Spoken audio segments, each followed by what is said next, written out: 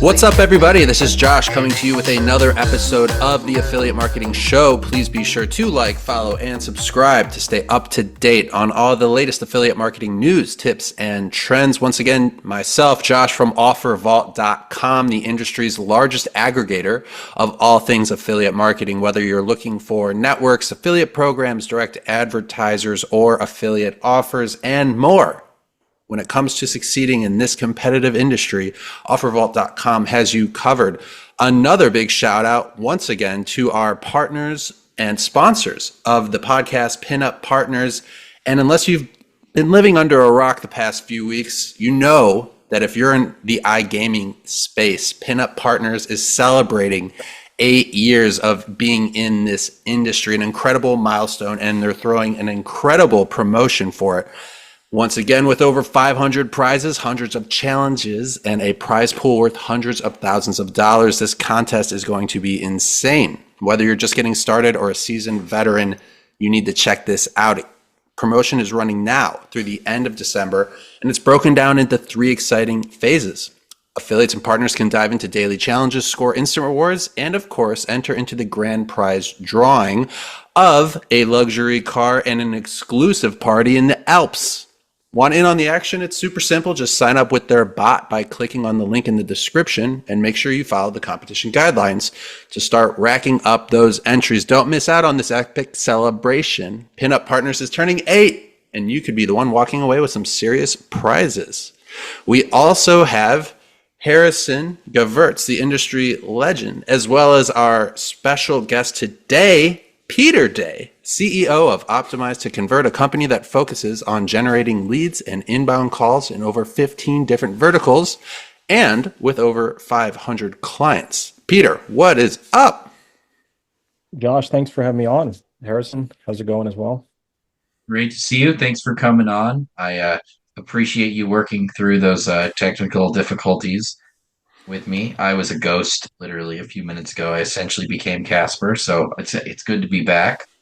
He And also really awesome was to have he also you was on on. the set of Tron, and now I believe this is The Simpsons, right?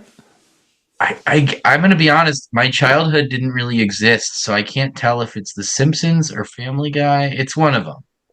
Pretty sure we're Um, looking at Simpsons here. Um, well, that's all we have for you today, everybody. No, Thanks, Peter, what's up, everyone. man? It's been Yeah. fun. No, let's jump into it. Oh shit, are I'm you the main host? I didn't know that No, you do this I'm gonna now. say I Okay, was cool. gonna pass the torch to you and then let you Yeah. do all the work. It's No, great. it's all right. I'd love for you to take over. I don't know if you have the questions up, but Peter, before we dive into the hot topics of the day, I know you've been in this industry for quite a while. We've spoken over the years. I've seen a lot of the stuff you do.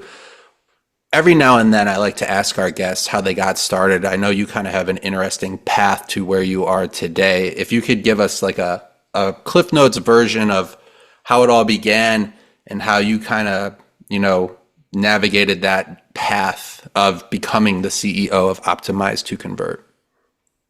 Yeah, absolutely. So, first of all, my brother and I have been pretty self-started in the industry. So the CEO was not something that, it's been our business the whole time, right? But we basically started as like the affiliates in the mom's basement type of thing. Like literally, I was 20 years old at the time, and my brother was like 17, right? And that's when we started affiliate marketing. So literally, we were in college. Um, I was even building the business like out of my bedroom at my parents' house. Like that is how we started affiliate marketing. So we were just like those guys, living out of the mom's basement or whatever. And we had a slow start. The first couple of years was just like learning and failure, and it's the same story for most people in the industry. It's most affiliates are struggling until they finally have that breakthrough. Um, so we were learning, and we were really determined. Like we were in a position in our lives where we didn't really need to make any money. Like we were literally, in college, just being supported by our parents and stuff. And we had all the time in the world to figure it out. So we were watching webinars, we were going to trainings and masterminds, and we finally started having some breakthrough We were promoting different things. Like we actually started off by promoting like the biz op stuff, like the biz op. One of the first affiliate networks we joined was the guys over at Cash Network, like promoting their biz ops and Max Bounty and stuff like that. And we started to see a trickle of success. Like I think by year like one or two into it, we made like $50,000, but then we ended up just like buying $50,000 worth of like training. Like any money that we earned, we were pretty much just tossing out to like go to a conference or get some coaching or like buy another webinar. We were just reinvesting in learning this stuff. Um, we finally started to have some more breakthrough though. Like by year 3 or 4, we finally started making like a few $100,000 a year, like in our business, a profit. And we were young guys, like, we started at 20 years old. So, I was 22 years old or 23 years old, like making multiple six figures. Tyler's a tiny bit younger, so he would have been like 20 or 21, right? So we started crushing it. At a young age, like relatively. And then we just kept building upon it. So we'll get into this more in the further questions and the whole how do you build a team. But one of our biggest breakthroughs is we just hired our first media buyer. We went to a conference and the guy taught us at the conference, like, you need media buyers. Like you can't be doing it all yourself. So one of our biggest breakthroughs happened when we just hired our first media buyer. We just brought on another guy who was really savvy. And next thing you know, we pretty much like double, tripled our business with that media buyer. And we went from earning a couple $100,000 a year to like $300,000-$400,000 a year. And then we've just been growing it year after year. I mean, we're now 13 years into it. I mean, I literally started off in the industry at 20 years old. I'm now 33 years old. So even though my brother and I are still relatively young, I mean, we're 13 years in the industry, and we've built the business up to the size where it was like almost north of $100 million of revenue as well the prior year. So we've built it up pretty big, and we have big goals, and it's just been a build. Like just each year has been better than the year before, and we've just been building, building, building. I've got a question for you before we dive into the industry stuff. What's it like, and what has it been like, and what was it like working with your brother? I feel like a lot of people say, like, don't go into business with your family, right? I'm sure there's been some ups and downs along the way, but how has your relationship changed from starting a company together, and how has it, brought you guys closer? Like what's different now than it was when you first got started between the two of you? Yeah, so that's a really good question because for us, we've always done business things like organically together. Like even before the internet marketing stuff, like even in high school, we did a lawn mowing. We would always just have these ideas, and we've always just been buddies. So we would just do stuff together, like, oh, let's just start a lawn mowing business. Okay, let's get the lawnmowers, let's like pass out the flyers. It was just intuitive to just do stuff together, like businessy. So it was lawn mowing.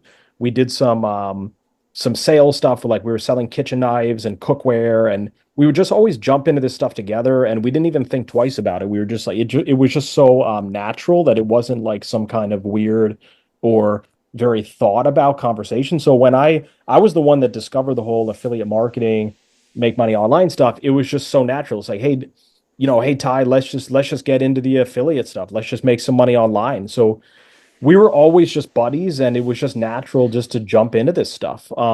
But it's definitely been a journey along the years, especially in the early stages. We were at a little bit different stages in our life. I mean, there is a slight age gap between us. I mean, Tyler's a couple years younger, but that made a big impact in the early stages of growing our business. I mean, like, people act very differently, whether they're like in college or out of college, and like there was a period of time in business when I was 24 years old and Tyler was 21 years old. And like we did have, some struggles and, needed to talk about some things along the way just because we were in such different stages of life, right? Like I was graduated from college, Tyler was in college partying and stuff. And we're like, dude, like, we need to step up our game. Like we need to like mature. But it's been awesome just for both of us just watching each other grow like over the last like decade, like how I've seen him go from just, like a 17-year-old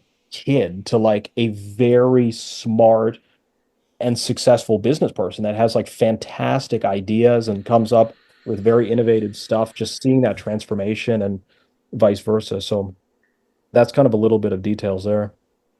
Tell me this, what is like your role in the business and what is your brother's role? And then, correct me if I'm wrong, you guys live in separate cities. So like, do you guys get together to like meet and kind of talk strategy, or do you do like a daily or weekly Zoom, or like what's your communication strategy like too? Yeah, so we could probably work on that a little bit better. I mean, even full transparency, I mean, we're always learning. That's just something just every day, every week, we're learning. Like we're getting better as entrepreneurs, getting better as business people. But Sure. we live in separate areas and everyone on the team is separate. But for the most part, we've been talking the most strategically when it's like necessary, which is maybe not, maybe we could be more proactive about that. But it's like when we're trying to move things ahead or we're trying to tap into a new vertical or bring revenue to another level, suddenly we're finding ourselves, um, just jumping on the phone like every day or, every couple days. But then when things have been humming smoothly, maybe we've been, hey, and like not that strategic and stuff. So, but in terms of the dynamic, what we've found is that whether it's over the phone or in person, it's just whenever we have put our heads together, there's always been something good that's come out of it. And we've especially gotten a Sure. lot out of going to conferences too. Just going to a conference and just hanging out together for those 2 or 3 days we've always come home with like, wow, like that's a good idea. Let's do that. It's just that bouncing of ideas. I agree with that. I would say that some of Adam and my like our best ideas or maybe craziest ideas, some of which at the time just sounded like ludicrous, came from us literally like walking around a big suite at like 1 in the morning, just like spitballing business. We're not really party types at these trade shows, but we'll stay up late talking business till 2 in the morning and, brainstorm and talk about ideas.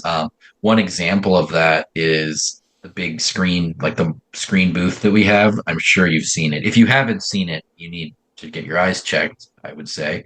Yeah. Um, and that booth came to fruition because like I was sitting in the living room of a huge suite, and Adam came out from the shower and he's like measuring the wall, and he's like, "We need to do a screen, dual sided." Da, da, da, da. And then like 6 months later, we had a huge screen at trade shows, and there's been tons of like feature ideas and other business ideas over the years that have come to these. And it's true, like we get value from going to the trade show, but there's also value just like convening with your partners and team Mhm. members at a Yeah. trade show. And it's weird because, people think it's just like about sales and finding new business, but there's so much more to that. So I love that you said that because I 1000% agree.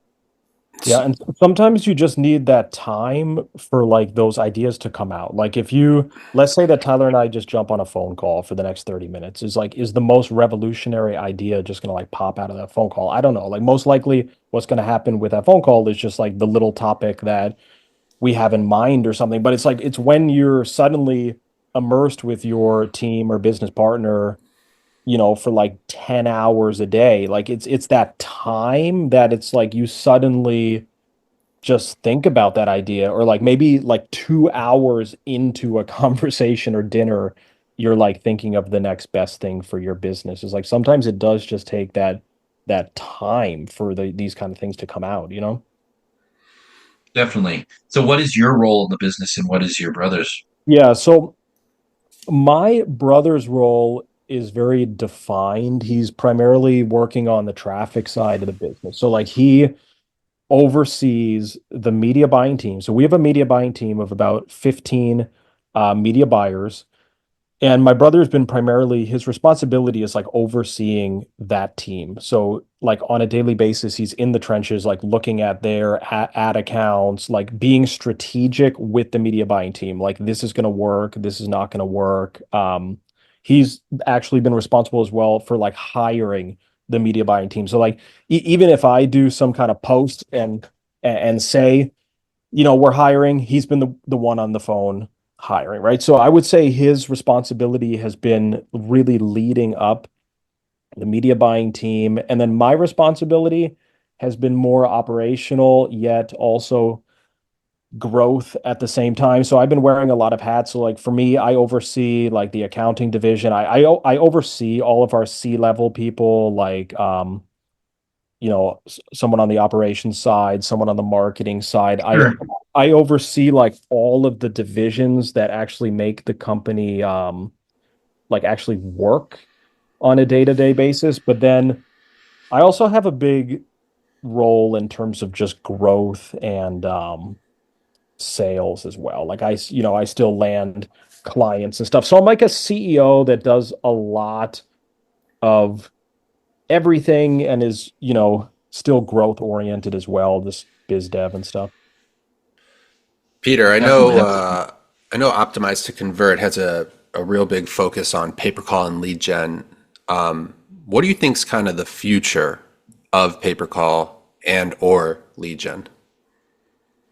Yeah, so it's kind of hard. It's two like very different questions, right? Like the future of pay per call is probably very different than the future of lead gen. But I think that so let's start with like, where do we see pay per call heading? I think that so here's where I see pay per call growing no matter what, but I was actually thinking about this like ahead of time, because obviously we've been discussing what we're going to talk about. The pay-per-call industry, I feel like it's going to grow no matter what, but the people that are going to be the largest in it are the ones that are going to be more aggressively like creating the environment for pay-per-call. Like I don't think that the pay-per-call is just going to be dropped on people's laps in the next like 2 years or like 3 years. I think we're going to have to go out and carve out growing this industry. I mean, there are so many companies that are not doing pay per call. Like even in the insurance industry, it's like if you talk to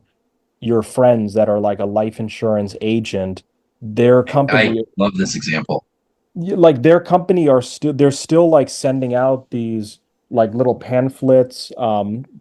They're still just like literally meeting face to face with clients and they're doing like local events and stuff. Like this is literally a lot of the industry out there for these different insurances like home, life, auto. It's like insurance agents are getting their leads by like hosting an event and stuff like locally in their town and like they're just like hoping that like 40 people show up and it's just such an archaic way of doing it. But again, we like it's going to be a combination of the publishers plus the clients plus the service providers that really push the industry like into this pay per call direction because it's going to be too slow if it's just these insurance companies having to figure this out themselves. It's going to be like the affiliate knocking on their door and being like, you know, can I set you up with an inbound call campaign? And then suddenly that client's into pay per call, and they're growing the industry. And it's just client after client like that. Um, Sure. I think it's interesting you mentioned like so many insurance agents don't even know about pay per call. I was at this like dinner with a bunch of people in Chicago like 2 months ago, and I was sitting next to a guy that's like an agent, and he works for a big company that actually uses Ringba, but different division. Like he's in like a small office, and I was like, "Do you ever buy calls?" And he's like, "What do you mean? We buy leads?" And I'm like, "What about calls?" And he's like, "Well, we make call." He like it was like he couldn't understand. It was like an error on a calculator. And I just found that so interesting because I was like, dude, like you can buy inbound calls that are essentially warm, engaged customers that are ready to buy versus a lead where you got to like convince them to pick up the phone. You know what I mean? yeah. And there's still a big issue too in all industries, including the insurance, where like even if they want to, they for some reason like don't have the right like software yet. I mean, I can't tell you how many clients we've talked to and we're like, hey, can you take calls? Can you buy calls? And they're like, we wish we could, but we just don't really have like the software for that. Like we would have to get It's like a lot of individual agents too. There's so many of these individual agents out there with like not a system and a way to do it. And again, I think it's all going to change. I mean, is it going to be I think pay-per call is going to be drastically different in like 5 to 10 years.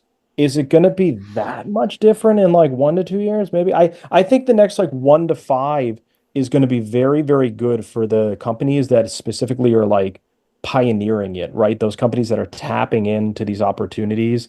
And then I think people are going to just catch on later. But the big winners are going to be the ones that are really pioneering it, because if you're pioneering it, you're going to be working with like all these clients that are getting into it for the first time and like grandfathering in those relationships and those agreements. And it's going to be harder for an affiliate like 7 years from now to suddenly like steal your client that you've been working with for the last 6 years on pay per call because you were in early. So you Definitely. meant you mentioned those were like two very different questions, right? So if Yeah. that's the paper call side of things, how different is your opinion when we're focusing specifically on lead gen? The lead gen, I mean, it's because of the regulations. Like in the lead gen stuff might actually get like worse while the pay per call gets better, because the lead gen stuff has a lot of regulations that for a TCPA, like you have to have 1-to-1 consent and stuff on these lead forms. So like the days of like these co-reg paths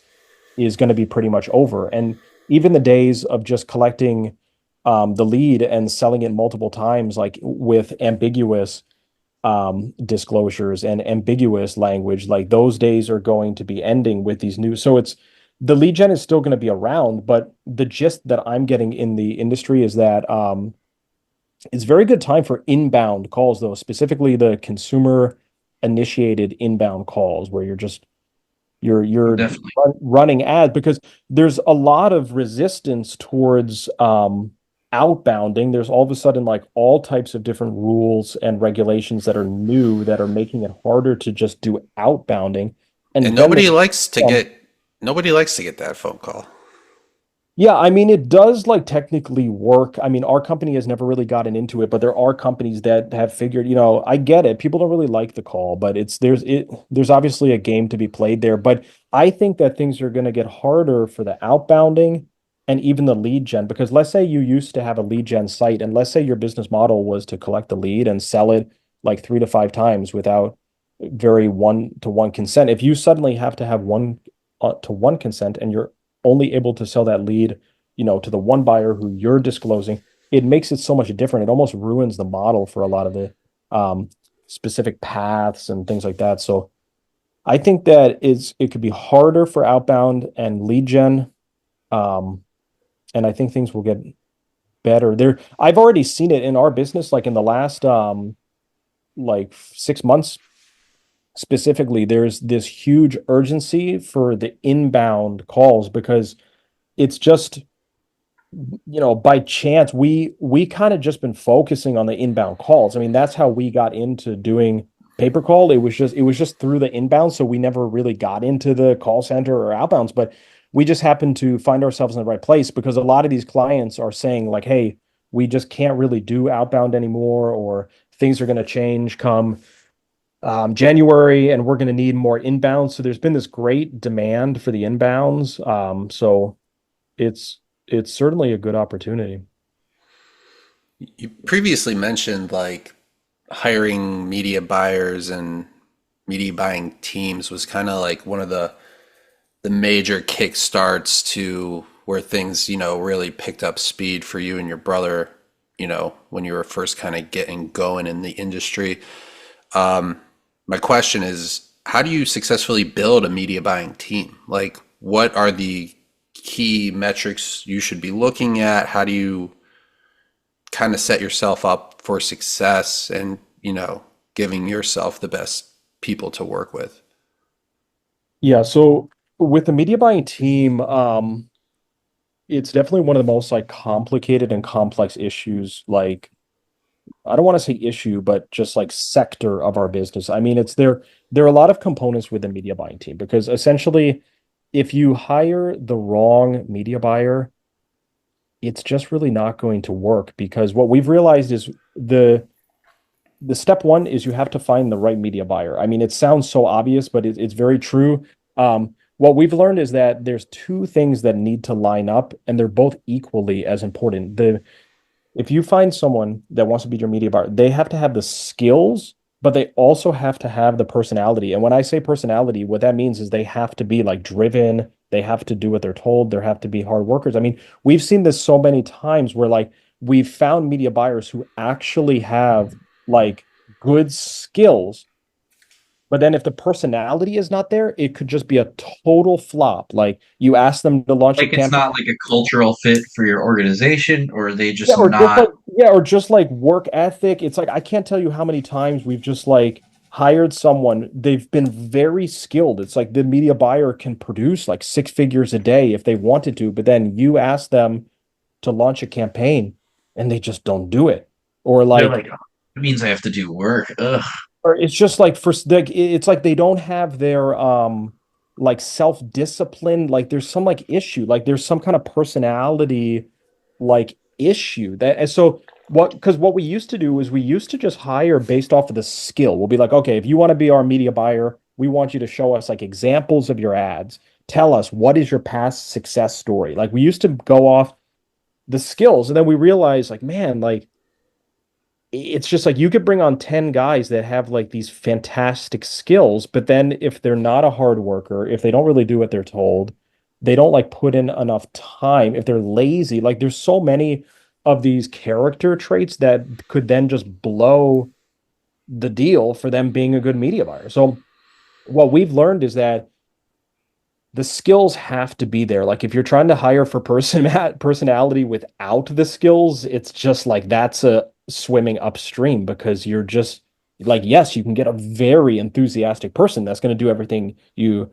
tell them to do, and they're going to be like super hardworking, but then they might just stink, right? So you have to be hiring for the skills. But then what I would do is, let's say we got like 10 media buyers who were contemplating, I would maybe go with just like the one or two that I felt like was the most responsive. Like, and we put people through little tests. We'll be like, hey, we want to see some samples of we might tell a media buyer, hey, can you just send us like some examples? If I were to have you run a personal loan offer, can you just like send me some examples of like what those ads would look like? What would you come up with? And like what they don't always realize is, That's yeah, what they don't realize, we're testing them. It's not just about the ads. We're literally counting how fast. Like if I ask a media buyer right now, it's 3 p.m. If I ask a media buyer right now to do that, the good ones will have it done tonight.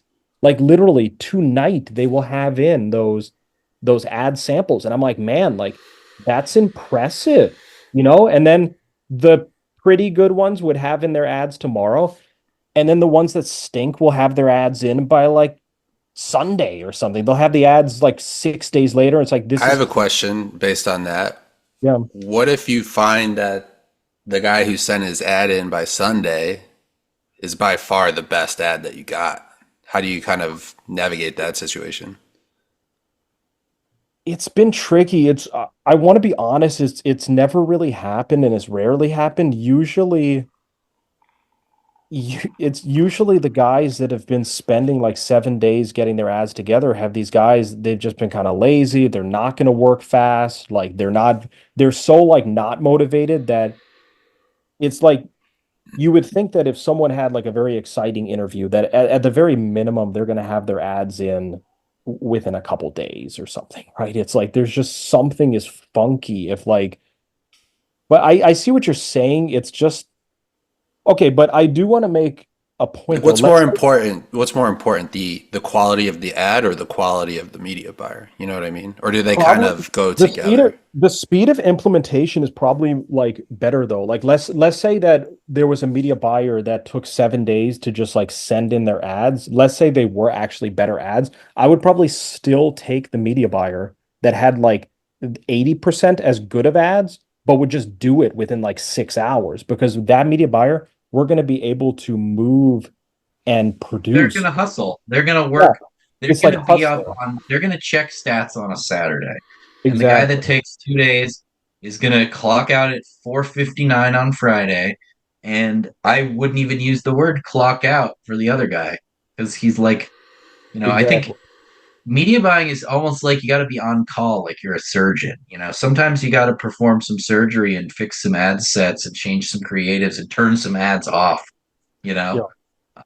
Yeah, and and it if you have people requires that's not motivated, they're going to cost you money. They're not only going to not perform as well, and your ROI is not going to be high. They will lose you money at one day or at one point or another. Yeah, they could lose you money because if they're not paying attention to their ads, what if those ads just like lose like $6,000 in a day, and then they don't see that until that night or the next day or something. They could lose you money. And also in our industry, the speed of implementation is just so important. It's like, do you want to build a big business in 2 years, or do you want to build a big business in like 12 years? Like it's like how it's is how fast do you want to do it? And say with the media buying thing too, it's like if I have a fast media buyer, we might be able to run like 5 offers in the next 2 weeks. If I have a slow media buyer, I might only be able to run like 2 offers with them in the next 3 months. And it's like, what's going to earn more? Probably the 5 offers in the 2 weeks, you know? Where do you recommend people go? Or I could ask it this a different way, like where do you typically go when you're looking to hire media buyers? Do you have like a hiring website? Do you have like everything in-house? Is it outreach? Is it inbound? Like for someone watching this looking to kind of go through that process, what would you recommend? Yeah, so I think that you have to use what you have at your disposal. Like when we go to hire media buyers, we do go to like a lot of the channels that we have. So we do have ourselves, like we have a following on YouTube. We have an email list. We have a pretty strong presence that we've built now on like my personal LinkedIn. We could also syndicate things to other people's LinkedIn's.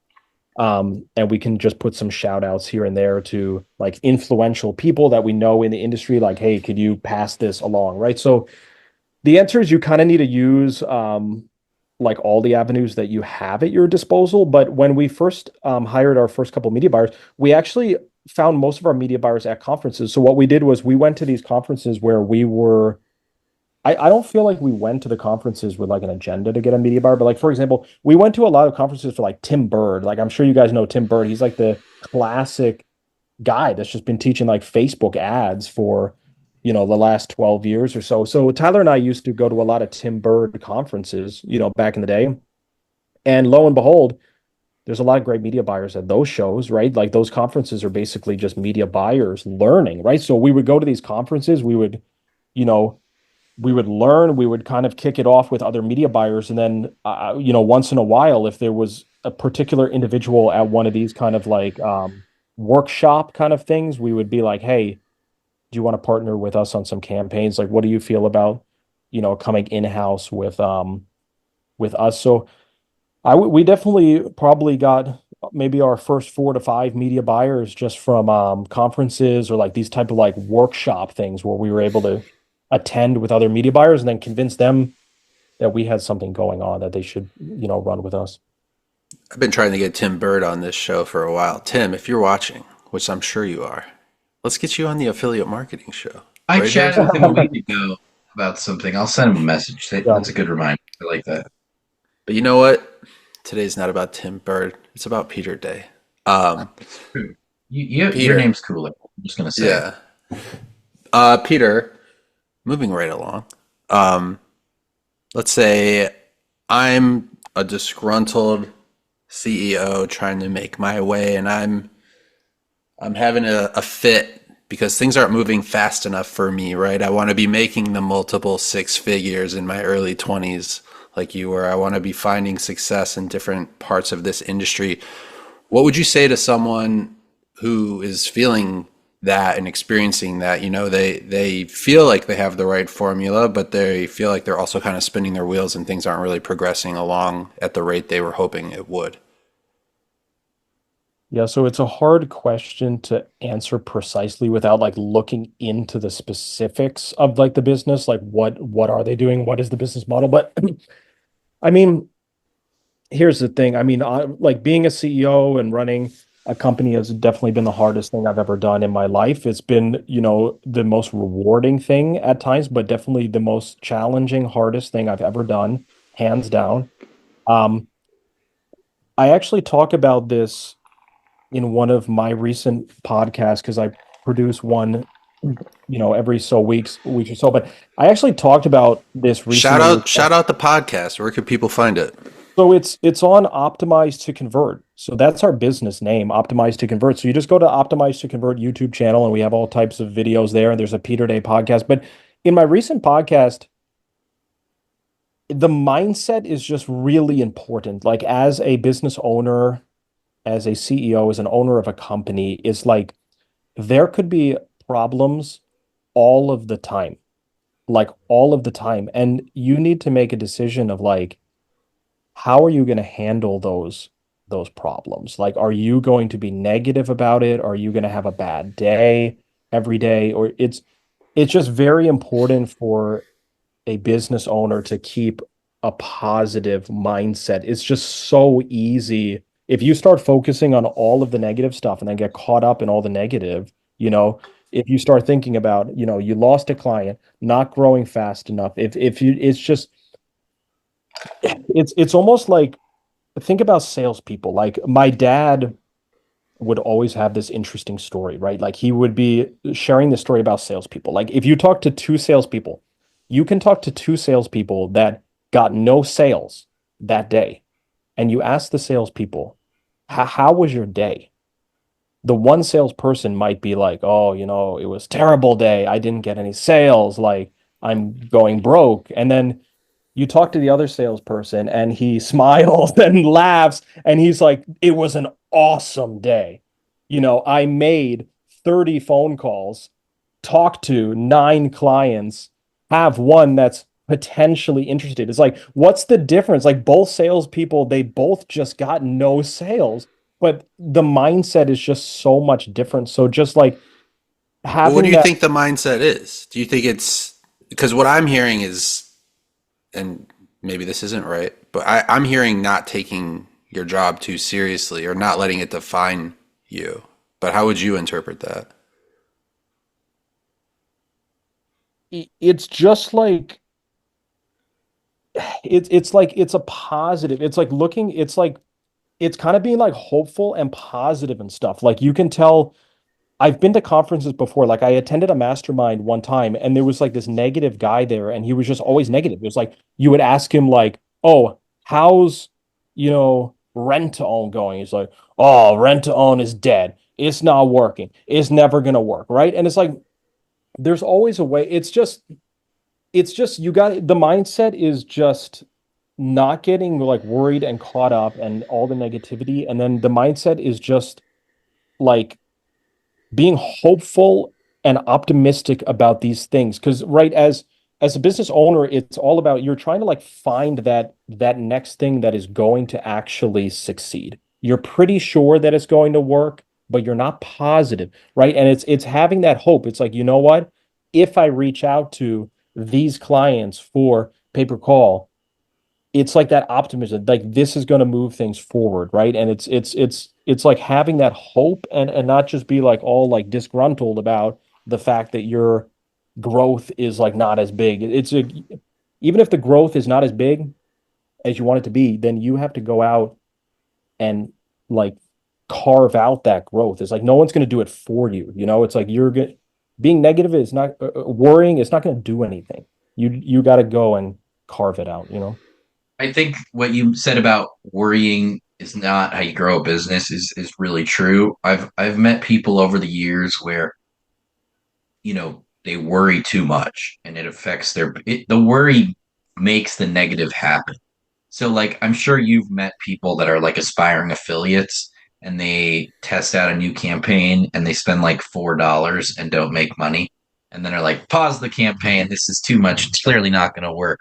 And obviously that's a different kind of like set of worry, but like, you know, I guess risk is kind of how you build a business, right? And if you're going to worry about every little thing, you're not going to be really willing to take a risk, and then you're not going to get to do what you want to do.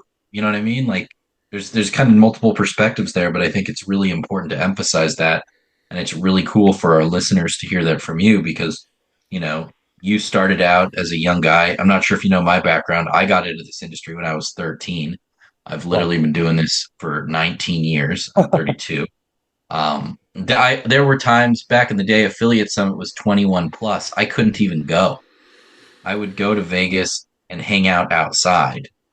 And it wasn't because I didn't have the couple $100 to buy the pass. They literally were like, if you go in, you're blacklisted, bro. I'd be like, Dude, dude, I just want to network. there's an amazing video of Harrison on YouTube. If you do some digging, he's like 14 years old. Getting His kicked voice is out. cracking. It's gold. Thanks, Josh. It's, My girlfriend played that video the other day, and I literally took the dogs and went for a walk because hearing my little teen voice, it like hurts. It takes years off my life.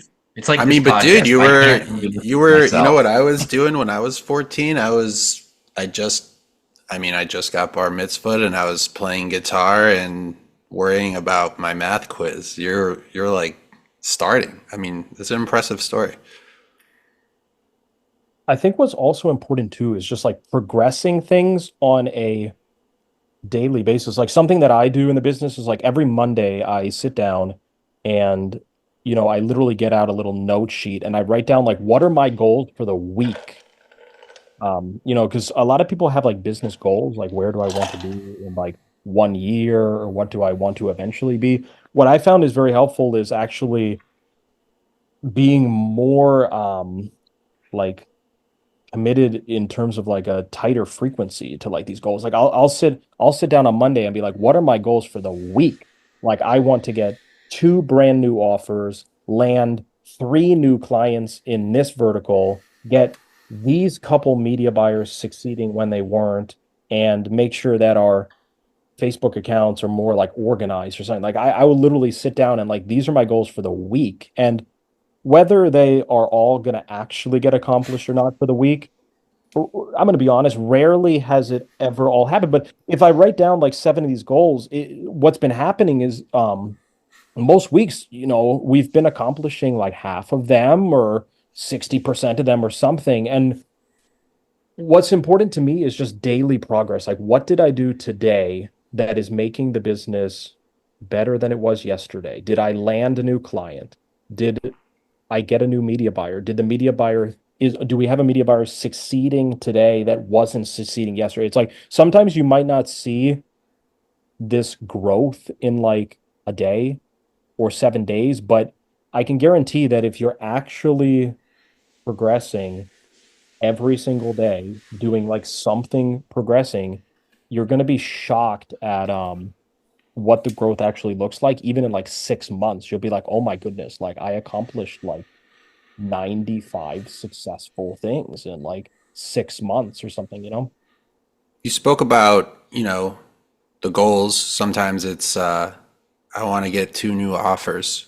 And it kind of reminded me of a topic you presented to me before we hopped on that I found super interesting. Kind of like when you come across a hot offer that's killing it, like knowing when to push it super hard and when to take it slow, because when I kind of thought about it, I was like, well, offer's killing it. Like, can too much gasoline on a fire be a bad thing? Like, in what scenario, from your experience, would you kind of want to take it slow with an offer that's performing really well?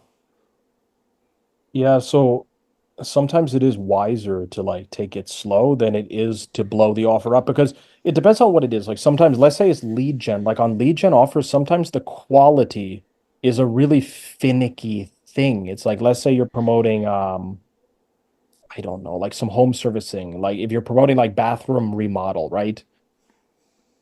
It's like sometimes they're analyzing like is it good quality, the quality is like the quality is like such a thing that sometimes we do advise our team on certain offers to take it a little bit slower because let's say we have that bathroom remodel offer and it's succeeding. If we start producing like $40,000 a day on it, it's going to be such a radar screen. Like suddenly it's just so much volume that if our quality is not the best quality or like the best quality that they actually have as like a company, it could risk our campaign getting like paused or shut down. Like sometimes it might actually be better to just be, flying along at $3,000 a day or $5,000 a day than like actually attempt to like bring something to like 50 grand a day just to find out that the client calls you and it's like because for a lead gen offer sometimes that's a lot of money. Like some of these lead gen offers sometimes they might only do like 100 grand a day, the whole entire offer. So if you're like one affiliate and you suddenly come in at like 50 grand a day, there's going to be so many eyeballs on you because you're producing like half of this company's like volume. I mean, I wouldn't be surprised if just like next week they're telling you to pause, you have to stop, the quality's bad, we got to wait for the quality to get better. So there are reasons to, to take it slow and to, For those listening, Peter used air quotes around wait for the quality to wait. get better. Yeah, why Yeah, why the air quotes?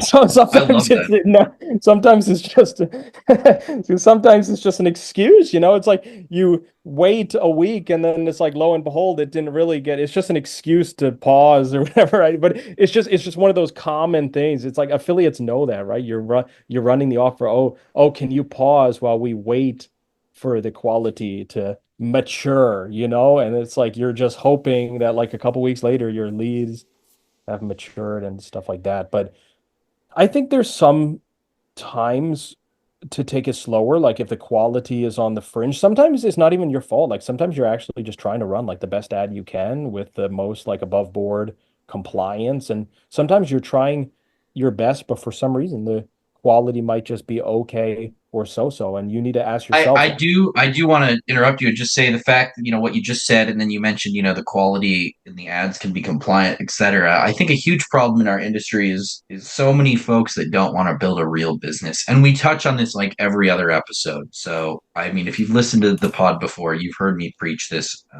But essentially, there's two paths in this world. You can do the fly by night, or as Adam and I say, the spinning plates business model, where you're running shady campaigns or extremely misleading ads to generate calls or leads or sell neutral products or whatever it is.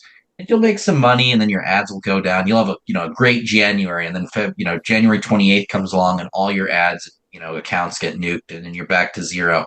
Then it takes a month, and then you're February, you don't make any money, and then March maybe you get some new accounts, and you run some ads from March 3rd to March 9th, and then boom, it gets nuked again, and then you're back. You knock down, and look, if that's what you want to do, you do you. But the other way is to build a real business, like what Peter has done, and not be spinning plates. And maybe you don't have that crazy revenue immediately, but you're building something that's going to have longevity and value and benefit the people buying your leads or calls or whatever it is you're selling, and you can consistently run that for years. You might have, I mean, Peter, you don't have to answer specifics, but you've probably had campaigns running profitably for years, and you make changes, you change an ad, you tweak a landing page, but correct me if I'm wrong. Those campaigns are not the black hat ads or shady ads that get nuked. Those are the ads that are compliant. You're following the rules. They they provide a value not only to the buyer of that call or lead, but also to the consumer. Yeah, I mean, we literally have a few campaigns even to this day that were like the original kind of offers that we landed like 10 years ago when we started in the business. Like, certain Exactly. leads. Boom. My point exactly, man. That's amazing. Um, but yeah, it's important to be thinking about the long. I feel like for us, we don't have much of a choice though. We've made the decision to build a larger media buying company than just like the average thing. Like the average thing in our industry is usually just like a single media buyer or like a single affiliate that's like running offers. Like that's kind of like the norm in our, it's usually like an affiliate or affiliate and their business partner that are just like running offers together. Like that's really what it looks like for the most part. Like when you go to an affiliate summit, but it's like what is actually more lucrative is how we actually like carve this out is, what we did? It was for a period of time. It was about 5 or 6 years ago. There was a brief period of time where we actually ran an affiliate network. It's like we had like we were trying to copy what like, A4D or Max Bounty, we were trying to copy that model. We didn't really like it that much because we didn't feel like we had much control over what was going on. Like it was just like Sure. it was trying to convince affiliates to run, and it was actually very hard to sleep at night because sometimes we did not know if the affiliates were even going to like, you know, be running ads or not. Like sometimes the affiliate would have like 10 grand a day, and then the next day they would just like choose to like not run ads, and we're like, this is just ridiculous. Like we can't like this is not a legit like kind of business model. But what we learned is we learned from these networks. We're like, you know what these networks are doing right? They've actually built like a very good business. Like they have like these C-level people, they have like an accounting team, they have like, 20 employees. Like we're like the actual structure of these networks is actually pretty solid. It's just what's a little wonky is the reliance on the third party traffic that could be unpredictable. So what we did was we actually kept the whole like model, like we kept the 20 employees, the full-time accounting team, we kept the whole like infrastructure, but then we just went internal only. Like we kept the salespeople, we kept like everything that would like comprise like the whole network thing, but then we just started doing all the traffic ourselves. Speaking of, not taking the easy route and building a business like yourself, Peter, as Harrison mentioned, is there any, or I guess I'm sure there's difference. What are the main differences between building a media buying team and building up like your C-level team? Because I'm sure, running a successful business has a lot to do with the people you surround yourself with, especially those higher up C-level executives. For anyone who's kind of in that stage where they are trying to transition from being like a one-man show to delegating and bringing on help at that higher, corporate level. What's your advice, and what has your experience been like when you're building a team of C-levels like that? I'm gonna be honest, I feel like the whole C level team thing has been a little bit more of a luxury than it has been a necessity. Like I think that it's helpful and it has its purpose and stuff, but I think what people need to focus on when building is they need to focus strategically, like where like forget like titles, like forget like C-level, president, vice president, media, like forget titles, just where what is going Industry to legend. it's just what is going to be the next move that makes your business bigger. Like it's like if that just happens to be a media buyer, then get a media buyer. If you feel like that's really going to be a C-level person. What's more important too, in my opinion, than the title is just what they're doing. I mean, one of the first high-level positions we hired in our company was like an in-house accounting person, because what we realized is that we started getting a lot of clients. Like we had 20, 30, 40 clients, and at one point of time, like 7 or 8 years ago, it was like myself personally was like each week like doing the invoicing and the receivables and stuff for like these 20, 30 clients, and we're like, this is just absolutely crazy. How are we possibly going to grow? Like how are we going to have 100 clients? So one of the first full-time higher level positions we got was just a full-time like in-house accounting person. Like this person is in charge of just like all of the invoices, all of the receivables, like hunting down the money if anyone's late. They do the bookkeeping, they handle like tax stuff. Like that was one of the most important things for us, is being able to get the whole like accounting. And when I say accounting, it's not just like filing a tax return. It's like the craziness of like working with 82 clients or whatever it is, and actually being able, it's a full-time job. It's like 60 hours a week, like actually doing all those like invoices and like keeping track of like who's actually paid or not. It's like it requires that kind of thing. So um I would say when it comes to like C-level kind of stuff, don't focus so much on the title. Focus on like what they're doing. Like, are you bringing on a chief accounting, like, are you bringing on for the purpose of accounting? Are you bringing on a C-level person for like biz dev? Are you bringing on a C-level person to help like operate, um, like a call center or some kind of like agency you're opening, like an operational C person? Like, what is the role? And then the title, in my opinion, is almost just like a fancy thing you're then just like giving the role. But at the end of the day, it's the role that matters. Like everyone could be titleless, but it's what they're doing. That's like, Dude, I started at OfferVault 8 years ago as the director of biz dev. Now I'm the COO. Nothing's changed.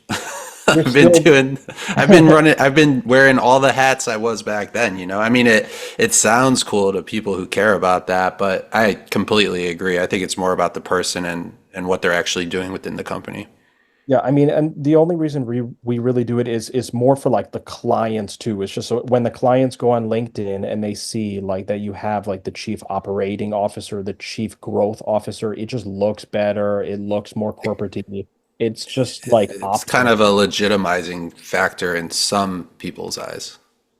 in some people's eyes, maybe from like outside eyes, but internally, yeah, sometimes we've even promoted within the company. Sometimes we've taken someone and like we've just taken them from a VP title to the chief.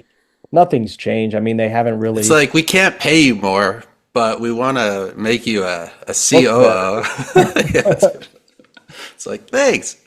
Yeah, I mean, sounds like I completely agree. I only have one more question for you today. I don't know about Harrison, but I'm curious. What's your offer testing strategy? You know, it seems like there's a lot of strategy that goes into everything you do, whether it's building teams or I'm sure as in testing offers. What do you kind of look for? When do you know the right time to kind of get out? Yeah, so the offer testing, the first thing that you're going to have to accept in offer testing is just like the honest truth that the ratio of winning offers could be pretty like low sometimes. And I think that this is really where most people miss it. Honestly, it's not even doesn't even have to do with the offers or the testing. It literally just has to do with like the mindset. Like some affiliates will go to a conference like affiliate summit and they'll think that they had a great conference because they're coming home with like two or three offer opportunities. What they don't realize is that in our industry, sometimes you have to test 10 to 15 offers to find one that succeeds. So it's like what's really important is knowing ahead of time that you have to be like running these numbers. Like we just know, like if we have our media buying team test like 10 offers, I'm hoping to get like one winner out of that. I'm not even expecting like all nine to work. So because I think affiliates can get very discouraged. Like if well, let's say they test five offers and they all fail, they could be like so discouraged, like, oh, this doesn't work. The industry's not for me. I'm gonna give up. I'm gonna look to do something different. It's like there's always then be, oh, I'm gonna go do real estate for some reason. Oh, the real estate, right? Leave the industry altogether. And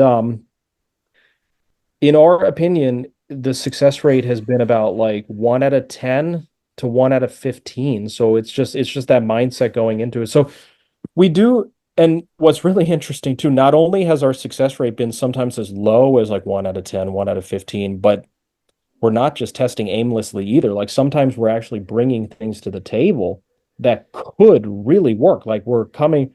So we have a philosophy on the team where we only want to test an offer if we're at least like 70 to 80% confident that it could work. Like it has the right payout. It when we ask questions to the client, like they're kind of talking, like it has the right conversion rate. Um, so we have this philosophy of like we want to have at least like an 80% confidence level like going into it, right? Because you could lose so much money. Like if you just go on a website, like if you go on a network like Max Bounty, not it's not to rip on Max Bounty, it's just to show the ratio. If you go on Max Bounty, any of these affiliate networks, if you were just to test 100 random offers, it is fully possible that like 96 of them are like don't work or are bad. Like you need to actually really analyze the offer before putting any money behind it and putting any spend behind it. You actually need to like if it's a lead gen, what does a page look like? Like, do you think that someone can actually fill it out? Like, does it look good on a like we literally put it on, like open it up on a mobile phone? Like, is it mobile optimized? Is it easy to fill out? Like, do you actually see the fact that leads could even like fill out this lead gen offer, right? And what is the payout? What does the advertiser say the conversion rate is? What do they say the EPC is? We're making all these like pre judgments on the offer, and then what we're doing is we're then bringing it on if we think it could be successful, and then we're putting a bit of spend behind it. And when we start testing an offer, sometimes we're only putting $100 or $200 a day behind it, and Because it we're gives you like it gives you kind of some an idea as to what the potential is. Something that I've talked about, and I'm sure in your early days in affiliate, you probably experienced this too. But like, I went and this is in like 2000 and like 14. No, like, yeah, wait, before then, like 2010, 2008, 2006, whatever. I don't know. I was like 16 years old. I'm not doing math right now. No, yeah, Um, you're not. It's cool. I failed. 92, 20. I was like 2007. Okay, I had to do that. I remember trying, like, I was like, wow, this lead gen offer pays $1,000. And it was like mesothelioma. And, I put my budget at like 250 bucks or something on Google ads. And like I got 3 clicks and no leads and was like, because 250 bucks was a lot of money to 14-year-old Harrison. Like that's just like And a click or something. yeah, literally, I got like 3 clicks and no leads. Like it was just like, and two of them were the same IP. Like I just got slaughtered. And I think one mistake that people make is they think that payout is the kind of the deciding factor. Like I'm going to use payout to find an offer. And another. This is a later example. There was like an email submit offer, and I remember they were paying 250, and I had another one that was similar offer, paying like $1.75 and the EPC on the $1.75 was like substantially higher. And it was because the other one was just an inflated payout with like a scrub to get me to be like, well, that's a better payout. I'm going to run that one. And I guess I'm saying, payout isn't everything. And it's all about conversion at the end of the day. So don't be shy if there's two offers and one maybe pays a little bit less because there's a reason for it. Yeah, we definitely do look for early indicators with these offers, though. I'm gonna be honest. Like part of our business model is a pretty like rapid, like we have a pretty like shotgun approach. Like we'll bring in like 10, 15 offers in the span of like a week or two, and we'll test them all out. It's like we are looking for these offers that are showing these early indicators. Like we might run an offer for $100 a day for like 4 days and be like, it's just very, what we found is that if it's a really good offer, sometimes it just, most of the time it's really demonstrated itself to be a good offer pretty quickly. I've rarely seen like an offer come on, be bad for like a week or two, and then suddenly become like a top winning offer. It's usually the good offers have usually had like this early indication in just like the first like 2 to 5 days. And I think affiliates Correct make the me if I'm mistake. wrong, but when you do that $100 test in something, if you get zero, you generate zero revenue from it, you're like, okay, that's not for us. But let's say you break even, or even maybe you lose 20 bucks, you're like, we're onto something, right? At least that's what my logic Yeah, would be. If I spend 100, break you even know, is always promising. I tell my like we get excited about break even because if you break even or even lose just 10 or 20% just off the gate, that's usually an indication that it's going to be a winner. Then what you need to do is agreed. it's not $100 forever. If you start seeing those early signs, then raise it to like $300 a day, $500 a day. If you're still breaking even at $500 a day, then what you know is you probably have a good offer. You just need to figure out how to turn it profitable yourself. Like you're probably working with a good offer at that stage. It's just like if it's $500 a day for a couple of weeks and you're just breaking even the whole time, it's not an offer issue. You just need an ad. Get an ad that's like 30% better, and then you'll be profiting like 30% or something. I love that. That's great advice. Peter, you mentioned, sometimes you see people leave this industry to go do real estate. Not sure if you heard, but Harrison's actually getting ready to leave the industry because he's selling jets. So if you do need a jet for yourself for any upcoming travel, make sure you I'm hit up not the going industry. anywhere, you jerk. Make sure you But hit up that is true. I really like selling people jets. We've been building, you know, maybe maybe you don't, Peter, but Adam and I kind of bought a passion business back in 2019. Really perfect timing. We bought a brick and mortar travel agency. They do all of our travel for trade shows. They do a lot of Ringba customers travel because like for trade shows and stuff and other stuff. And we've built out a division there that does like charter flight sales. And I've actually gotten pretty good at it. I've sold rappers, golfers, affiliate marketers, you name it. I've sold them flights and have a team kind of building around it. And yeah, if you ever want to burn some jet fuel, I am your guy. This is my shameless plug. Peter, thank Maybe Tim you. Bird. Tim Bird would do that. Oh, yeah, there you go. Yeah, we Tim. talked the other day. It's funny about that. That's funny. Peter, thank you for coming on the Affiliate Marketing Show. It's been a pleasure having you. For myself, Josh from OfferVault, the industry legend, Harrison Gevirtz, as well as the CEO of Optimize to Convert, Peter Day. Let's make that paper. Let's make that dough. This was the Affiliate Marketing Show. We will see you next time.